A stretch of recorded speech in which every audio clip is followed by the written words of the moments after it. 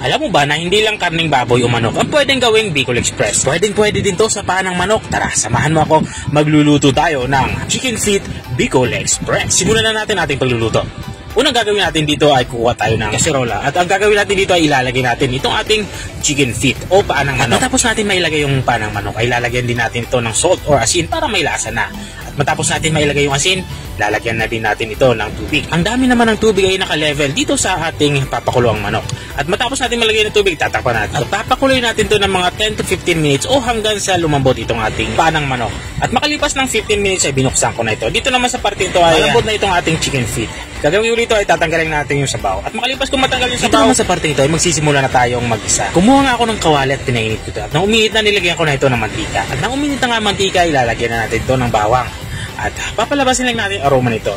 Matapos natin malagay yung bawang ay susunod na din natin itong ating sibuyas. Walang sibuyas na yung ginagamit ko dito. Pero kung may puti naman kayong sibuyas, walang problema. Okay lang naman. At matapos natin mailagay yung sibuyas ay ilalagay din naman natin itong ating luya. Bali, hiniwa ko lang ito ng pahaba saka maninipis. At mayroon din tayo dito ang kamatis. Inilagay ko na din. Ang gagawin lang natin dito sa mga panggisa natin sangkap ay papalabasin lang natin yung aroma nito. At kapag ganito na itsura niya, lumambot na ito at lumabas na nga yung aroma ay maglalagay na tayo dito ng alamang. Bali, ang ginagamit ko nga ang alamang dito ay yung mga nabibili na sa supermarket, yung mga nakaprocess na. Pero kung may fresh naman kayong alamang, okay lang naman, mas maigi yun. Igisan nyo lang din patulad ng ginagawa. Makakatulong yung paggigisa para mabawasan yung lansa nito. At matapos natin maigisa ito ng maigi ay ilalagay na din natin itong ating pinakuloang chicken feet.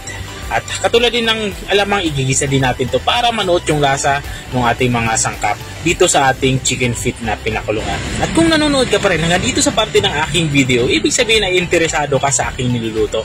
Baka pwede mo naman i-comment kung taga saan ka para alam ko kung hanggang saan umabot ang aking video.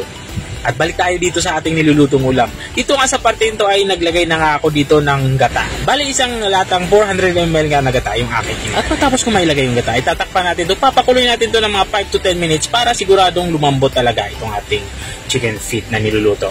At makalipas nga ng 10 minutes ay binuksan ko na ito. Dito naman sa parte nito ay magsisimula na ako magtimpla. Titikman ko muna ito para alam ko kung saan ako magsisimula. Maalat na nga ito kaya hindi na ako naglagay ng pampaalat. Lagay na lang din ako dito ng asukal para pambalanse dito sa ating sabaw. At naglalagay na din ako dito ng black pepper or pamitang durog, saka ko ito hahaluin. At dahil nga Bicol Express yung ating niluluto, hindi mawawala itong ating siling. Meron nga tayo ditong siling green saka siling labuyo. Ilalagay ko na din. At habang nga tayo nagpapatuloy sa ating pagluluto, gusto ko lang i-shoutout ang mga masusugid nating mga taga-subaybay. Shoutout nga kay Sir Levic Illustrissimo.